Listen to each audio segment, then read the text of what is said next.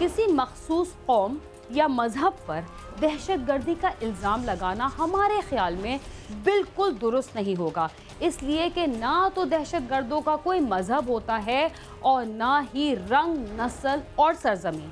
अगर ऐसा होता तो एक सफ़ेद फाम जुनूनी शख्स फ्रांस के कौमी दिन के मौके पर निहत्थे लोगों को फायरिंग का निशाना बनाने के बाद उन्हें ट्रक से रोंगते हुए 2 किलोमीटर दूर तक ना लेकर जाता, और ना ही इस वारदात में 84 लोगों की हलाकत के साथ 100 से ज़ायद अफराद जख्मी होते, जिनमें खवातीन और बच्चे भी शामिल थे। जो लोग हमारे मुल्क पर दहशतगर्दी का इल्ज़ाम लगाकर यहाँ के बाशिंदों को दूसरों से अलग थलग करने की कोशिश करते हैं, वो ये बात क्यों भूल जाते हैं कि हमारी कौम और मुल्क दहशतगर्दी की कार्रवाइयों से मुतासर होने वाले मुल्कों में सरे फहरिस्त है, और इसी दहशतगर्दी की वजह से यहाँ पर जराइम पेशा अनासिर की भी फलने फूलने का मौका मिला। हम फ्रांस के दुखी अवाम के साथ उन तमाम मुल्कों के अवाम और अपने मुल्क के लोगों से दुख का इजहार करते हैं जो दहशतगर्दी और जराइम पेशा अफराद की कार्रवाइयों का निशाना बने।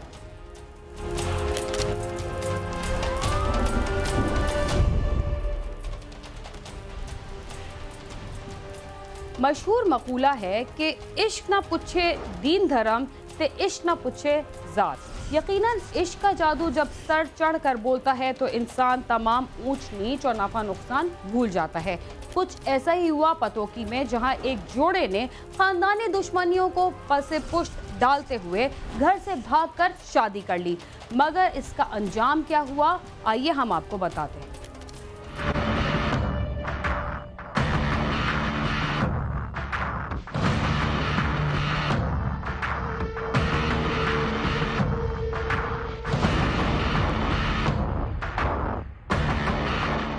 पतोकी के नवाही इलाके चक नंबर 26 का रहायशी मोहम्मद अजीम जिम्मेदारी करता है। उसके साथ उसके दोनों बेटे अमानुल्लाह और तस्लीम भी जमीनों पर ही काम करते थे। मोहम्मद अजीम की बाप के कत्ल की वजह से गांव के रहायशी शौकत अली डोगर से पुरानी दुश्मनी चली आ रही थी। अमानुल्लाह और शौकत अली डोगर की बेटी शाइस्ता घर वालों की दुश्मनी से बेनियाज एक दूसरे से इश्क कर बैठे और 3 साल कबल दोनों ने घर से भागकर कोर्ट मैरिज कर ली। पहले 50 साल पहले दुश्मनी थी, मेरा दादा कत्ल किया था। वो पहले मुझे नहीं पता कि पहले क्यों दुश्मनी थी, वो भी ऐसे ही दुश्मनी थी।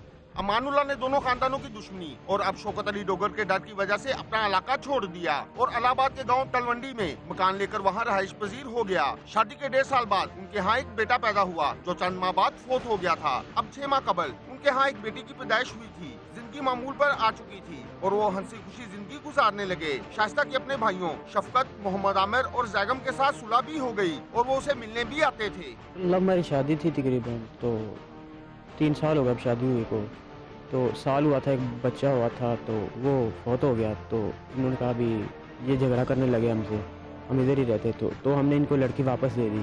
तकरीबन 2 माह रही इनके पास। 2 माह बाद फिर ये छोड़ गया, खुद ही छोड़ गया मेरा बूढ़े वाले ने। तो अब तकरीबन 1 साल बाद फिर बच्ची हुई है, तो 6 माह की बच्ची है अभी। तो मेरी शादी थी, इन लोगों ने शादी में आना था, तो इसके जो शफकत था इसके साथ सुलह थी, इनकी भाई की, इनके सभी के साथ सुलह थी, माँ बाप के साथ भी सभी के साथ। हमारे साथ सुलह नहीं थी इन लोगों की।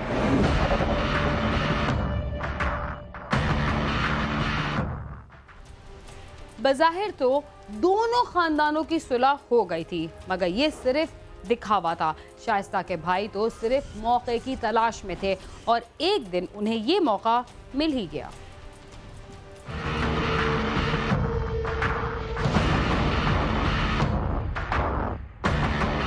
3 माह पहले शाइस्ता के भाई उसके घर आए और दोनों मियां बीवी और उनकी मासूम बेटी को जबरदस्ती गाड़ी में डालकर ले गए। अमानुल्लाह के गुस्सा ने उसके बीवी समेत अगवा की इत्तला पर थाना इलाहाबाद में अगवा का मुकदमा दर्ज करवा दिया। ये आते जाते थे तो शफकत ने कहा भी हम लोग इकट्ठे आएंगे शादी में, मुझे कहने लगे। तो मैंने कहा ठीक है। और भाई अमानुल्लाह ने आना था 14 को, इसको कहता हम 15 को चलेंगे आप। तो उन्होंने कहा ठीक है। मुझे इसने कॉल की भी हम 15 को आएंगे, तो मैंने कहा ठीक है 15 को आ जाना। तो सुबह मुझे कॉल आई है 15 को भी, ना तुम्हारी भाभी है ना भाई है। मैं गया हूँ तो मैंने 15 पे कॉल किया, तो हमने FIR दर्ज करवाई है। पुलिस ने मुकदमा दर्ज करके तफ्तीश शुरू कर दी और शाइस्ता के तीनों भाइयों को गिरफ्तार कर लिया, जिन्होंने पुलिस को बताया कि उन्होंने अगवा के बाद दोनों को आरफ वाला ले जाकर गला दबाकर मौत के घाट उतार दिया था और लाशें नहर में फेंक दी थी। जबकि उनकी मासूम बेटी को नहर किनारे ही छोड़ दिया था। पुलिस ने उनकी निशानदेही पर इंक्वायरी की और आरावाला के एक शहरी से मकतूलीन की बेटी जिंदा हालत में मिल गई, जो कि उस शहरी को नहर किनारे रोती हुई मिली थी। जबकि अमानुल्लाह की लाश बूरेवाला के इलाके से मिल गई, मगर शाइस्ता की लाश का कोई सुराग न मिल सका। हमने रेड रूट करवाई, इनके घर कोई नहीं था, तो रेड रूट करवाई। जब घर कोई नहीं था तो फिर हम पाकपतन में लेके गए, रेड करवाई। उधर भी एक लड़का था इनका दोस्त, जिनके पास लेके जाके कत्ल किया इन लोगों ने। तो बाद में ये लोग तकरीबन 1 माह बाद जब हमें लाश बरामद हुई नहर में से, ये उन लोगों ने उठाया था वहाँ से, तो आरफ वाले ले गए हैं उधर, उससे मार कर नहर में फेंक दिया है। तो हम ये चाहते हैं कि अगर मानुल्लाह की लाश मिली है तो शाइस्ता बीबी की लाश क्यों नहीं मिल रही? वो भाभी है मेरी, तो आप ऐसा करें कि उसकी लाश भी हमें दें, क्यों नहीं देते आप? क्योंकि पुलिस के पास जाते हैं, वो पुलिस कहती है कि हम उनको मार नहीं सकते क्योंकि उन्होंने जुर्म कबूल कर लिया है, अब हम कुछ नहीं कर सकते। पता नहीं उस लोगों ने पैसे लिए या क्या किया, ये हम नहीं जानते। हमने बहुत कोशिश की है कि वो उसकी लाश हमें दी जाए।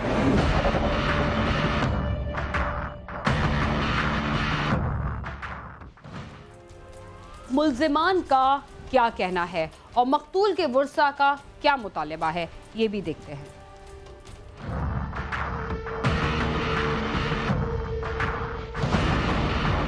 मुल्जिमान का कहना है कि उन्होंने गैरत के नाम पर दोनों को कत्ल किया है, जिसका उन्हें कोई अफसोस नहीं। इज्जत का मसला, इज्जत का क्या मसला था, क्या बताए ना तफसील से? वो मेहमानुल्लाह साडी भैन नूं लै गया सी, इस वजह तो उन्होंने कत्ल किया। इज्जत का मसला सी। तफसील नाल ही जनाब दसना वे भी इज्जत का साडा मसला सी। 2-3 साल पहले साडे नाल वकूआ होया सी, बच्ची साडी नूं लै गया सी। दोबारा सानूं फोन ते भी गल्लां करदे सी, फायरिंग करदे सी, ते साडे तो नहीं रहा गया सी, मार दिता दोवां नूं।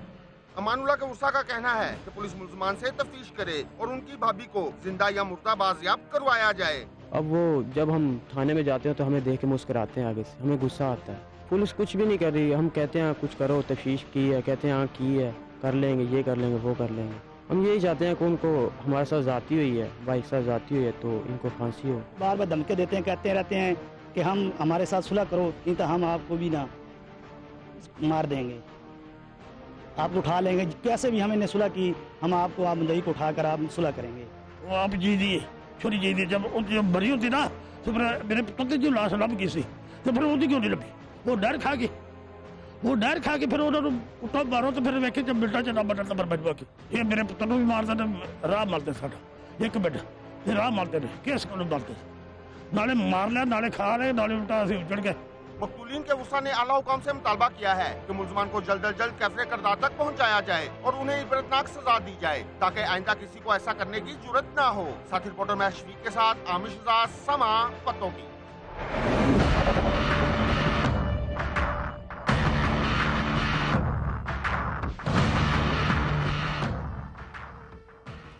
खानदानी दुश्मनी के खात्मे के लिए जो लोग नेक नियति से कोशिश करते हैं उनकी हमेशा मुखालफत की जाती है। इसके बावजूद ऐसे लोगों को हमेशा याद रखा जाता है। प्रोग्राम क्राइम सीन में वक्त हुआ एक मुख्तसर से वक्फे का, तब तक आप समा के साथ ही रहिए।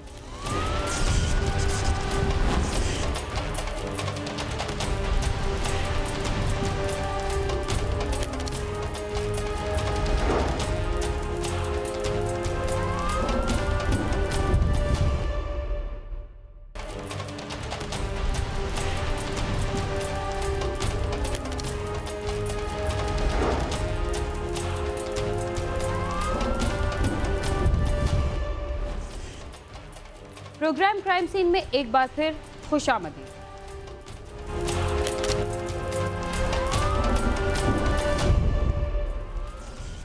घर वालों की अदम तवज्जो बाज़ दफ़ा बड़े हादसे का सबब बन सकती है। अगर ऐसा ना होता तो कल्ला सैयदा में घर से नाराज़ होकर जाने वाला 16 साल लड़का ऐसे लोगों के साथ दोस्ती ना करता जिन्होंने नौकरी का झांसा देकर उससे दोस्ती की और फिर उसे कत्ल भी कर दिया।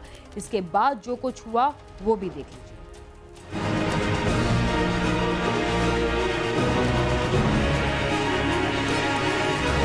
अदनान नामी ये नौजवान गिलगित का रिहायशी था और इस्लामाबाद के एक मदरसा में तालीम हासिल कर रहा था।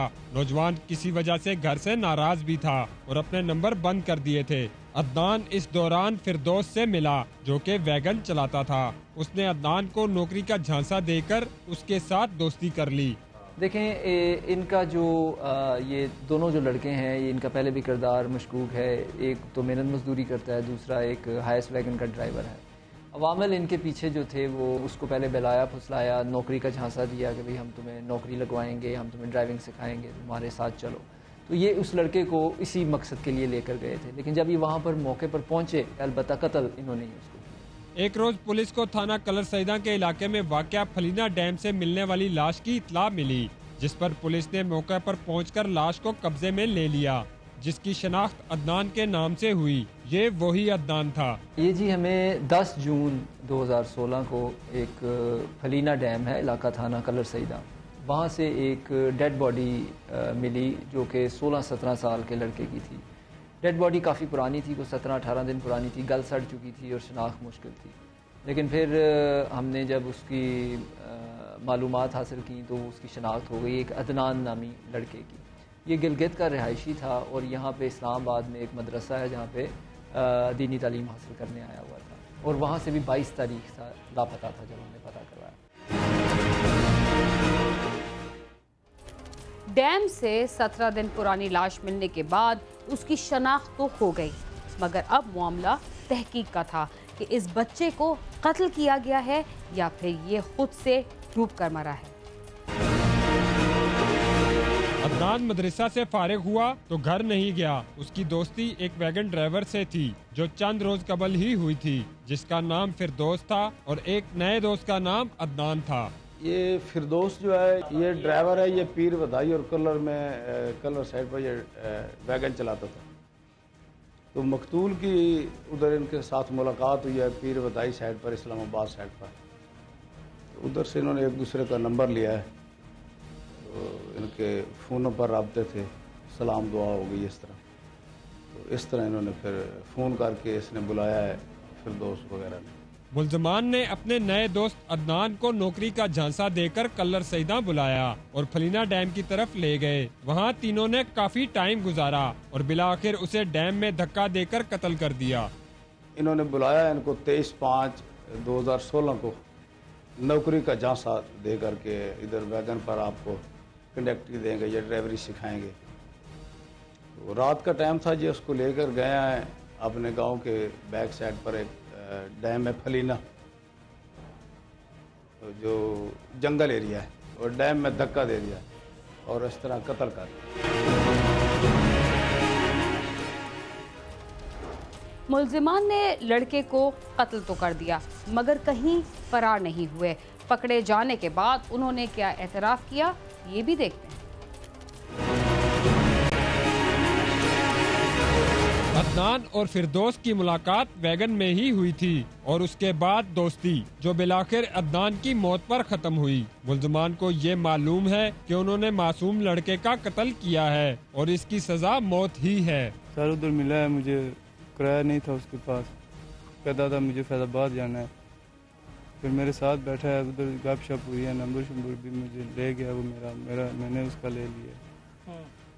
फिर 2 महीने बाद सर उसने कॉल की मुझे कि मेरी दफ्तर में लड़ाई हो गई है किसी से, तो मैं अभी काम नहीं कर रहा हूँ, मुझे गाड़ी के साथ काम करना है। मैंने बोला यार मैं अभी गाड़ी के साथ नहीं हूँ, थोड़े दिन सब्र करो फिर मैं आपको बुला लूँगा। वो तंग करता था, कहता था यार मुझे इधर रैश नहीं है, तो इसलिए मैंने कहा अच्छा आ जाओ इधर आए वापस कलर से। उसे मैं हमने उठा कर लाया, मैं और ये दोनों थे। इधर से हम इधर आए डैम पर। जी कत्ल है सारा, ये हमारी वजह से हो गया, ज़ाय मौत भी हो सकती है। मैं ऊपर चला गया, ये कहता है ठीक है तुम ऊपर चले जाओ। मैं कहता हूँ इतनी देर में सर मैं ऊपर गया, मोटरसाइकिल के पास, मोटरसाइकिल था ऊपर सर, मोटरसाइकिल के पास गया और इतनी देर सर वो लड़का भाग पड़ा।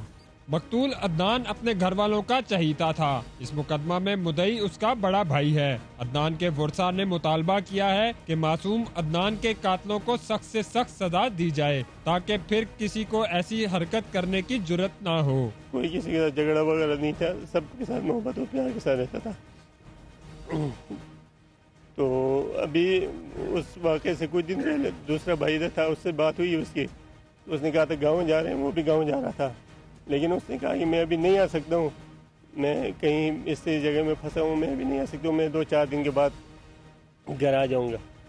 उसने ये कहा है, बस ये बात हुई उसके साथ आखिरी।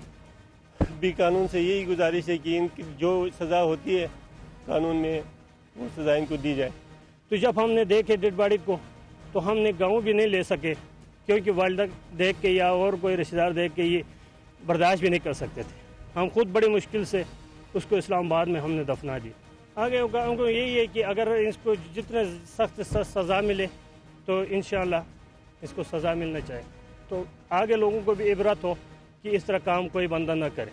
कत्ल की इस संगीन वारदात में मासूम अदनान की नाहक जान चली गई, मगर जिम्मेदारी तरबियत करने वालों की भी बनती है कि वो बच्चों के मामलात पर नजर रखें। कैमरामैन नदीम शेख के साथ नईम जंजुआ, समा, कलर सईदा, रावलपिंडी।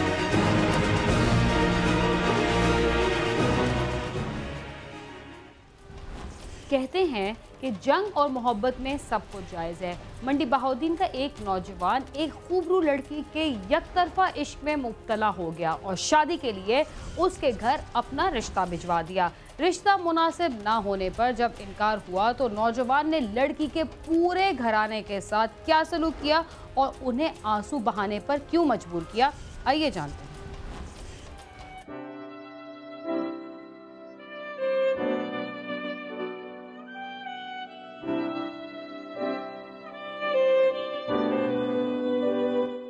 मंडी बहाउद्दीन के इलाके रसूल रोड के रहायशी परवेज भट्ट की 16 साल बेटी सना मैट्रिक की तालबा है। 10 माह कबल इलाके के रहायशी नौजवान अरसलान के घर वाले सना का रिश्ता मांगने उनके घर आए। सना के वालिदैन ने रिश्ता मुनासिब न लगने पर इनकार कर दिया। मैं इन्हों बंदे नूं जानदा ही नहीं सा, मेरे घर रिश्ता मंगन आ गए, मैं रिश्ते तो इनकारी की है। सना के घर वालों को नहीं मालूम था कि रिश्ते से इनकार पर उनके घराने पर क्या क़यामत टूट पड़ेगी। अगले रोज सना का छोटा भाई 10 साल उस्मान अली महल्ले की दुकान से खाने के लिए चीज खरीदने गया और फिर उसका कुछ पता न चल सका और चंद घंटे बाद ही सना को अरसलान का फोन आया और उसने कहा कि तुम्हारे घर वाले अब रिश्ता देंगे तो तुम्हारे भाई को छोड़ा जाएगा।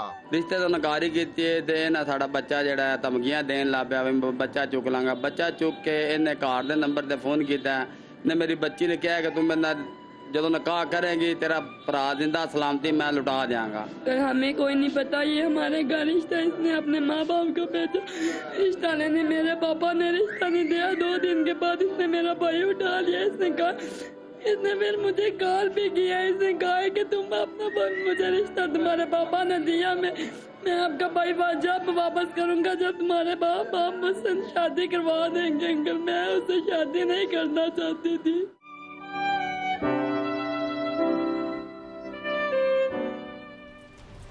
मुतासरा घराने पर क्या गुजर रही है इसका अंदाज़ा लगाना कोई मुश्किल नहीं। माँ के जिगर का टुकड़ा 10 माह से उसकी आंखों से ओझल है। माँ के दिल की पुकार क्या है आप भी जानिए।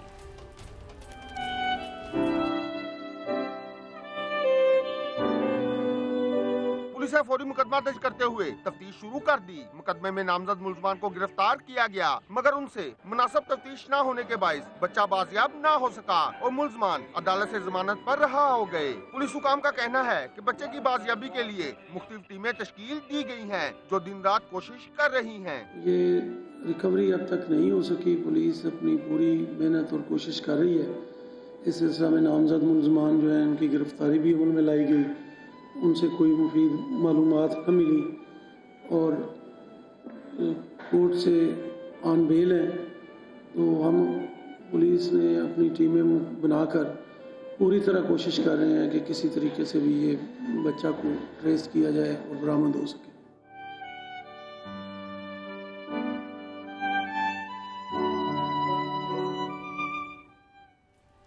यकतरफा इश्क हो या यकतरफा दुश्मनी, दोनों से बचना ही बेहतर हो सकता है, इसलिए कि दूसरा आदमी ये नहीं जानता कि उसके साथ दुश्मनी या दोस्ती क्यों की जा रही है। इसके साथ ही क्राइम सीन अपने इख्तिताम को पहुंचता है। अगर आप हमसे रब्ता करना चाहते हैं तो हमारा पता है cs@sama.tv।